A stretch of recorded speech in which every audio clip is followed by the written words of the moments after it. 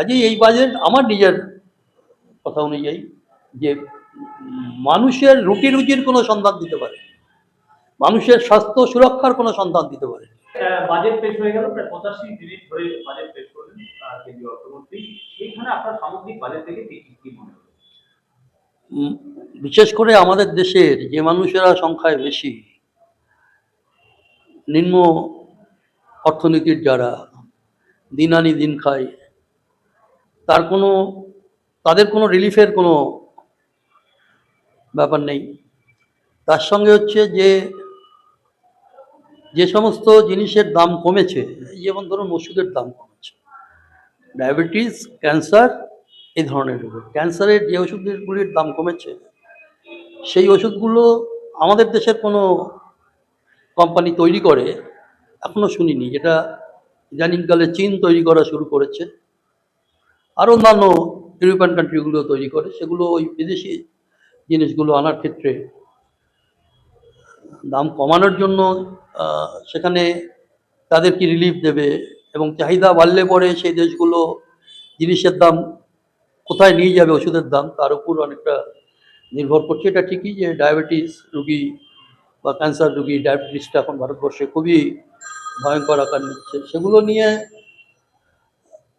কিছু বলার নেই। কিন্তু বলার হচ্ছে যে এই ওষুধের সঙ্গে যে প্রচুর পরিমাণে ওষুধ জাল বেরোচ্ছে, এই জাল ওষুধ ঠেকানোর জন্য, এবং বহু মানুষ জাল ওষুধ খেতে বাধ্য হচ্ছে, কারণ হচ্ছে ওষুধের দোকান থেকে কিনছে, খুবই নামি দামি ওষুধের দোকান, তাদের কাছেও যা সাপ্লাই হচ্ছে সেটা হচ্ছে ওই ওষুধই সাপ্লাই হচ্ছে। সেগুলোর প্রোটেকশনের ব্যবস্থা করতে হয়। আমাদের পশ্চিমবাংলায় তো প্রচুর পাওয়া যায়, অন্য রাজ্যেও পাওয়া যায়, যেটাকে লোকের আরও অসুস্থতা বাড়তে পারে। তার সঙ্গে দেখুন, আমি এটা দেখলাম বেঙ্গল কেমিক্যাল, আচার্য প্রফুল্লচন্দ্র রায়, এই বেঙ্গল কেমিক্যাল আমাদের পশ্চিমবঙ্গের মানুষ এবং বিভিন্ন সংস্থা তারা বারে বারে ডিমান্ড করছে যে এই বেঙ্গল কেমিক্যালকে, এবং প্রথম বাঙালি যিনি বেঙ্গল কেমিক্যালকে তৈরি করেছেন, এবং এই বেঙ্গল কেমিক্যালের তৈরি অনেক জিনিস বন্ধ হয়ে গেছে, আবার অনেক জিনিস এখনও আছে যেগুলো ভারতবর্ষের যে কোনো প্রান্তের যে কোনো কোয়ালিটির তুলনায় বেটার। সেখানে 25 কোটি টাকা বরাদ্দ করেছে। বেঙ্গল কেমিক্যালের দুটো কারখানা, একটা আমাদের পানিহাটিতে আর একটা বেলেঘাটায়। তো এইটা ডেভেলপমেন্ট করার, এটার মডার্নাইজেশন করার যে ভাবনা, সেটা কোথায়?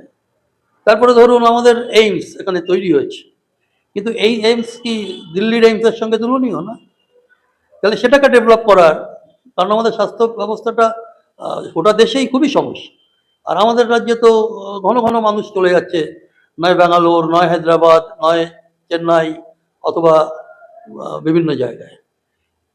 এটা ঠেকানোর জন্য তো বিভিন্ন রাজ্যে, যদিও এখানে প্রথমে রায়গঞ্জে হবে ঠিক হয়েছিল, সেটা করতে গিয়ে আমাদের রাজ্য সরকার, যেহেতু কংগ্রেসের একজন এমএলএ, তিনি তদবির করে নিয়ে, এমপি তদবির করে নিয়ে এসেছিলেন, তারা পিছিয়ে দিল এই এইমসটাকে আপ টু ডেট করা স্বাস্থ্যের ক্ষেত্রে। তারপরে ধরুন একজন গরিব মানুষ, তিনি বলছেন, গরিব কেন, মধ্যবিত্ত মানুষ, তার তো প্রথম দরকার তার খাদ্য, তার বাড়ির ছেলের চাকরি বা মেয়ের চাকরি, তার কোনো আশার আলো কি আমরা দেখছি কোনো, তার সে ব্যাপারে কোনো নির্দিষ্ট প্রজেক্ট। ধরুন আমাদের যে রাষ্ট্রায়ত্ত সংস্থাগুলো, সেগুলো প্রাইভেটাইজ হয়ে যাচ্ছে, আমাদের ব্যাংকগুলো প্রাইভেট হওয়ার দিকে যাচ্ছে, আমাদের ইন্স্যুরেন্স কোম্পানি, সেগুলো প্রাইভেটাইজ হয়ে গেল। তাহলে মানুষের যে মানুষ অর্থ ভবিষ্যতের জন্য কিছু জমাচ্ছেন, তার যে নিশ্চয়তা, সেই নিশ্চয়তা কি থাকছে? সে ব্যাপারে কোনো কথা নেই। এই লোকে এখন প্রায় গরিব মানুষের বাড়িতেও চেষ্টা করে গ্যাস রাখার। গ্যাসের দাম কী হবে, প্রতিনিয়ত বাজেটে কিছু হলো না, কিন্তু বুলেটিন দিয়ে তো তার খেপে খেপে দাম বাড়ানো হচ্ছে, পেট্রোল ডিজেলের খেপে খেপে দাম বাড়ানো হচ্ছে। এই নিশ্চয়তাগুলো কোথায়? এই নিশ্চয়তাগুলো তো নেই। তারপরে লেখাপড়ার ক্ষেত্রে, শিক্ষার ক্ষেত্রে বাজেটটা কি? এই যে সরকার চেষ্টা করছে যে সমস্তটাই প্রাইভেটাইজ করে দেওয়া, তাহলে গরিব ছেলেমেয়েরা প্রাইভেটাইজ করতে যাবে কি করে? তুমি বিদেশে যাওয়ার জন্য কনসেশন করছো, করো, সে ছেলেমেয়েরা বিদেশে পড়তে যাবে, যাদের পয়সা আছে তারা পড়তে যাবে, সেটা করেছো ভালো। কিন্তু যে মানুষগুলো বিদেশে যাওয়ার স্বপ্নই দেখতে পারে না, সেই মানুষগুলোর ভবিষ্যৎ নিরাপত্তা হলো। আরে ফ্রেড করিডর হলো, কিন্তু সেই ফ্রেড করিডর যেখানে হচ্ছে, তার ইন্ডাস্ট্রিয়াল কমপ্লেক্স কোথায়, ইন্ডাস্ট্রি কোথায়? আমাদের রাজ্যে যে কটা রাষ্ট্রায়ত্ত সংস্থা আছে, তাদের ডেভেলপমেন্টের পরিকল্পনা কোথায়? আর ঠিকই একটা করেছে ইসের থেকে, শিলিগুড়ি থেকে দিল্লি, ঠিক আছে, এগুলো ভালো। কিন্তু শুধু তো সেখানেই যাওয়ার ব্যাপার না, ট্রেন ব্যবস্থা এটা, এবং এর সঙ্গে সঙ্গে তো এটা প্রাইভেটাইজও হচ্ছে, স্টেশনগুলো প্রাইভেট মালিককে দিয়ে দেওয়া হচ্ছে, এয়ারপোর্ট প্রাইভেট মালিককে দিয়ে দেওয়া হচ্ছে, তার ফলে লোকের তো খরচ বাড়ছে।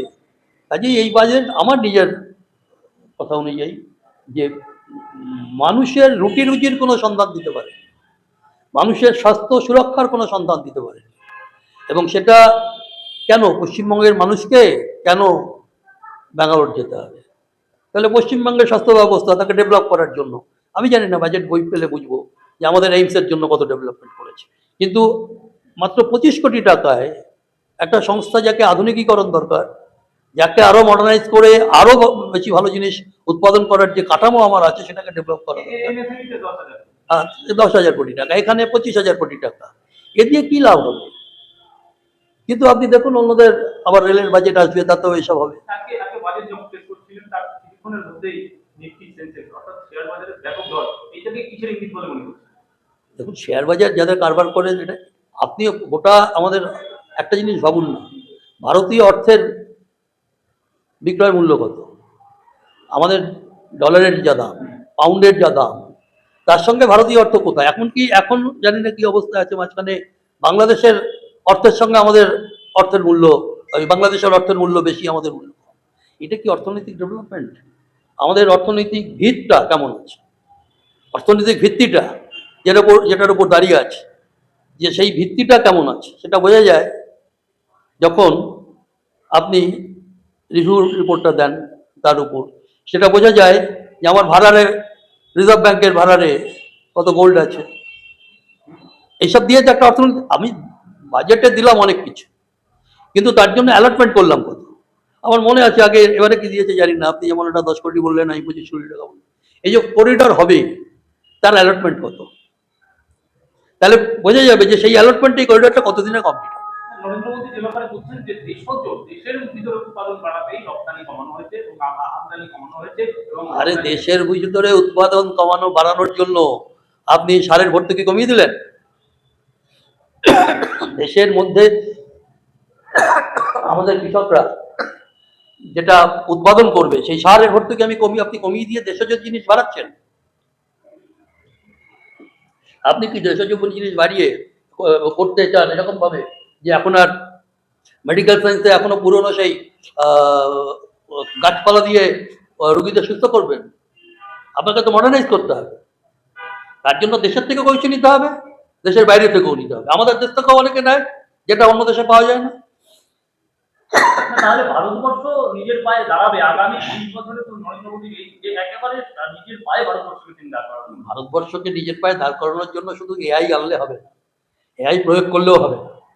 এআই এর জন্য যে পরিকাঠামো, সেই পরিকাঠামো তৈরি করতে হবে, এবং তার সঙ্গে যাতে সাধারণ মানুষও এআইটা ব্যবহার করতে পারে, তার কাছে সেটা সেই পয়সা দিতে হবে।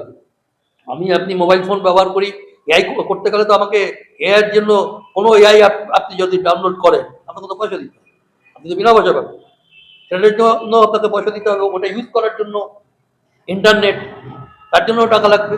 মানুষের সেই পারচেজিং ক্যাপাসিটি তো বাড়াতে হবে।